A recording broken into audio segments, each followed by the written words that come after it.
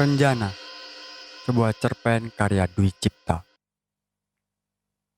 Aku berangkat ke kotamu pagi ini dengan kereta paling awal, di antara hawa dingin dan kabut bulan Maret yang menusuk tulang. Mungkin kau tak mengira bertahun-tahun setelah kita tak lagi menghabiskan waktu bersama, aku selalu melakukan perbuatan tolol ini. Mencarimu di kota yang tak lagi kau tinggali. Ataukah kau sudah menduganya dan membayangkan dari kejauhan seluruh ketololan yang kulakukan ini? Menertawai masa lalumu bersama seorang lelaki yang tak pernah bisa lepas dari kenangan. Menjelang berangkat, aku bangun sebelum cahaya kemerahan merekah di timur. Kubuka jendela kamar agar angin pagi menyegarkan ruangan kamar dan menahan mataku dari serangan kantuk. Kegelapan yang perlahan menghilang di luar rumah sungguh menggetarkan. Aku seolah terkurung dua makhluk mengerikan di depan dan di belakang. Telinga dan benakku masih mendengarkan gemuruh teriakan-teriakan demonstrasi, rentetan tembakan dari senapan tentara, dan tubuh teman-temanku yang roboh oleh peluru karet atau peluru sungguhan. Mungkin aku masih mengalami halusinasi berkepanjangan akibat peristiwa 13 tahun lalu itu. Untuk menutupi rasa pedih kehilanganmu dan teror masa lalu itu, kunyanyikan lagu masa kanak-kanakku, Di Timur Matahari. Di sekolah dasar aku sangat menyukai lagu itu. 15 tahun kemudian, aku dan teman-temanku kembali menyanyikannya setiap kali kami berdemonstrasi di bawah ancaman moncong senjata.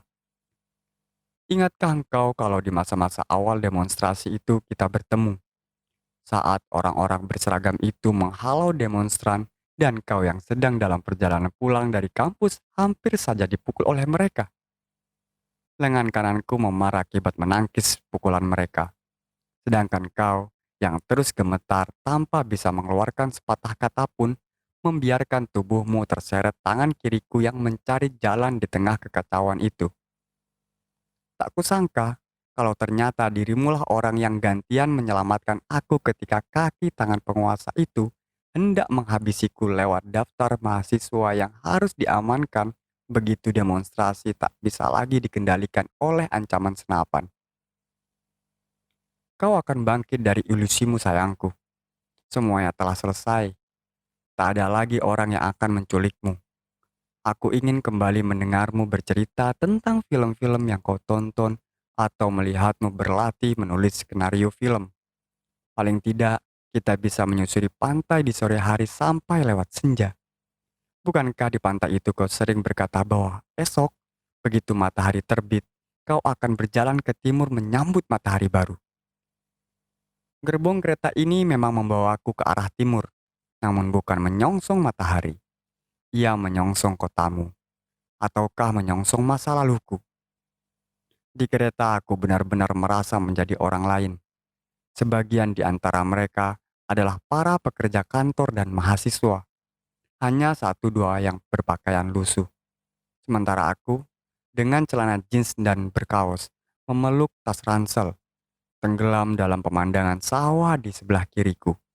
Deretan rumah-rumah penduduk yang berlarian ke belakang, gunung yang tak pernah bergeser dari tempatnya, dan kabut misterius yang menyelimutinya.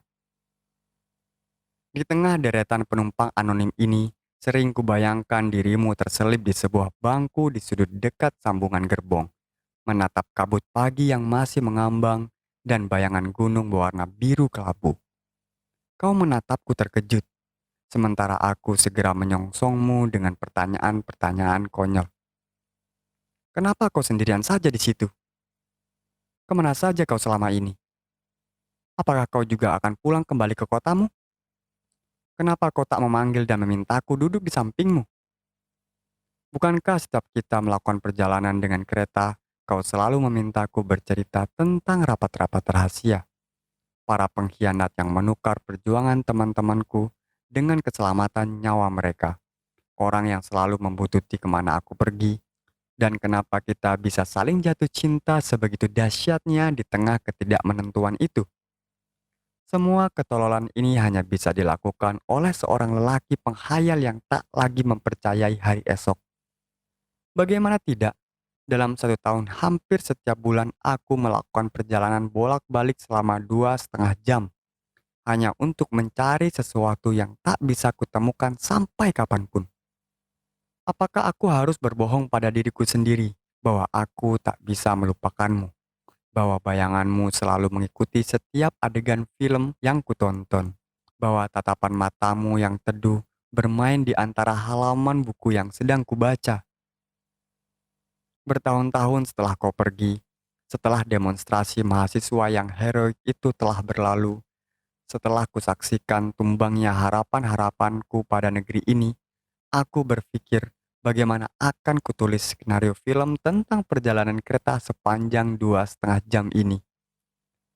Kegelisahanku di dalam gerbong kereta dan para penumpang yang masih diterkam hawa kantuk luar biasa sekalipun tubuh mereka telah bersih dan wangi.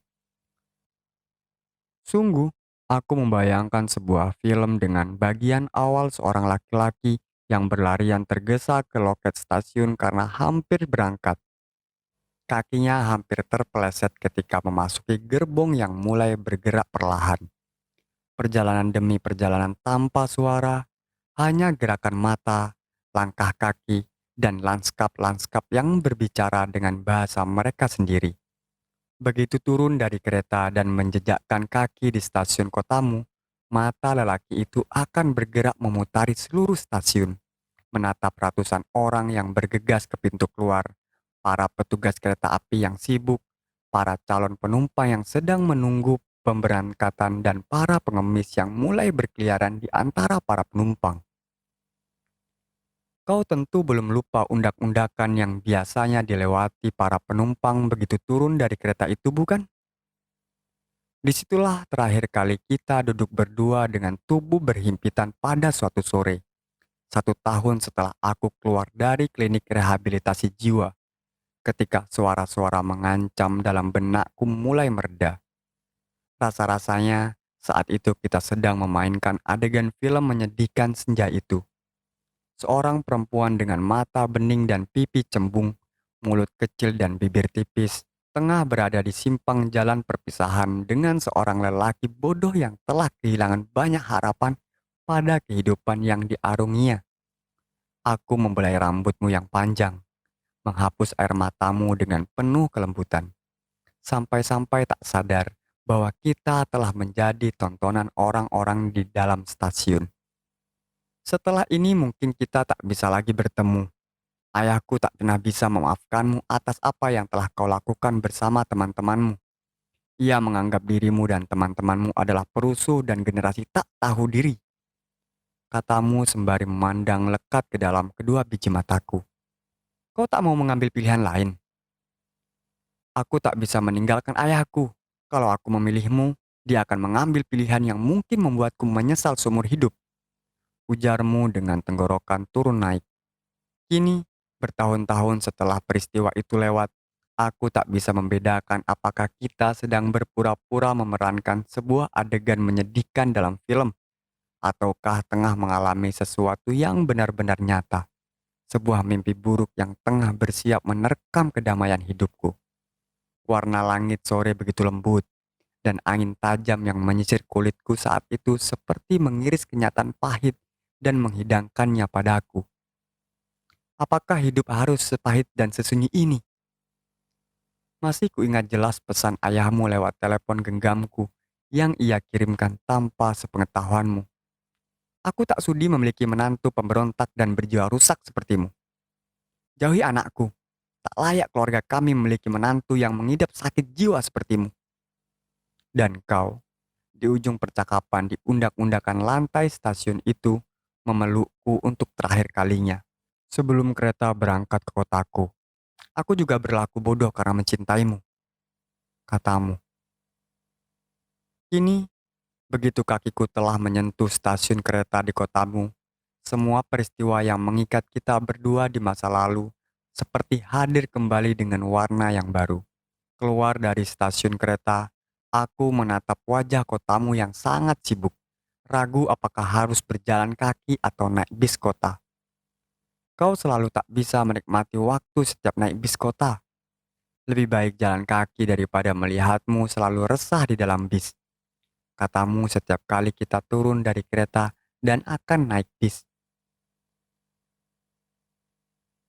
Ingatan akan ucapanmu itu membuatku berjalan kaki menyusuri trotoar jalanan. Langkah kakiku berhenti di benteng tua yang selalu kita singgahi setiap kali mengantarmu pulang ke rumah. Di salah satu ruangan benteng itu, di bagian yang paling gelap, aku pernah berteriak seperti orang gila menyebutkan namamu. Kau tertawa dalam kegelapan dan aku menikmati sensasi tawamu. Mataku benar-benar tak bisa melihatmu ketika tiba-tiba dari balik kegelapan, kau memelukku erat-erat dan membisikkan kata-kata yang menenteramkan hatiku. Untuk inikah aku melakukan perjalanan tolol yang tak pernah kau ketahui? Lihatlah, taman kota yang penuh pohon beringin itu. Undak-undakan yang ada di tengahnya, rumput hijau yang menutupi tanahnya, dan sinar matahari yang menyirami rerumputan dan seluruh pepohonan rindangnya. Ada sebuah bangku kecil dari kayu di tengah taman kota itu, tempat kita duduk dan menghabiskan sore hari ketika anak-anak kecil banyak berkeliaran di sini. Pernah kau bertanya padaku, apakah aku akan suka punya banyak anak? Dan aku menggelengkan kepala keras-keras. Aku tak mau diributi oleh teriakan dan tangisan mereka. Aku hanya ingin satu anak perempuan yang manis, berambut ikal dan berpipi cembung sepertimu. Kau bodoh, punya anak banyak sangat menyenangkan. Aku akan melahirkan banyak anak nanti, biar kau tak sempat menonton film atau membaca buku, katamu sambil tertawa. Taman kota ini seperti halnya benteng tua, bioskop besar di pusat kota yang selalu kumaki karena kegelapannya menakutkanku. Gedung kampus dengan bangunan tinggi yang tersebar seperti raksasa-raksasa bisu pada malam hari, dan sebuah kedai kopi yang tutup sampai larut malam di pinggiran kotamu masih menyimpan aroma kayu putih dan bedak bayi yang sering kau pakai. Bahkan ketika aku sentuh bangku kayu kecil di taman ini, perasaan melayang yang sama dengan menghisap aroma kayu putih di lehermu itu masih jelas dalam benakku. Aku selalu kehilangan diriku di saat seperti itu, melebur dalam sesuatu yang tak kupahami, sesuatu yang luas dan tak bisa kukendalikan. Hanya suara lirihmu, serupa rintihan lembu di ujung senja ketika aku masih kanak-kanak dan ibuku menyuruhku pulang ke rumah, yang menghadirkan diriku kembali ke dunia dan mendapati kau tengah menatapku dengan tatapan asing. Kau masih seperti anak kecil bodoh, katamu dengan senyum berbinar. Sampai di depan bekas rumahmu, getaran perih itu tak pernah berkurang sedikit pun. Setelah bertahun-tahun kotak di situ, tak ada yang berubah dari rumah itu. Sebuah rumah tua dengan pintu kayu berukir, jendela-jendela panjang dan agak tinggi dengan jeruji kayu di baliknya, beranda dengan hiasan lampu tua, dan pagar kayu yang mengelilinginya. Sebuah taman kecil penuh anggrek yang tertempel di pohon mangga serta kembang sepatu merah masih terpelihara dengan baik.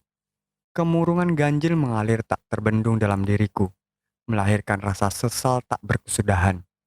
Apakah manusia bisa terlepas dari kenangan? Apakah orang yang terjerumus dalam kenangan tak akan mampu memiliki impian tentang masa depan yang terbebas dari masa lalunya? Lalu, untuk apa aku harus menjalani hari-hari seperti ini? Sepanjang perjalanan pulang kembali, aku selalu memikirkan pertanyaan-pertanyaan itu.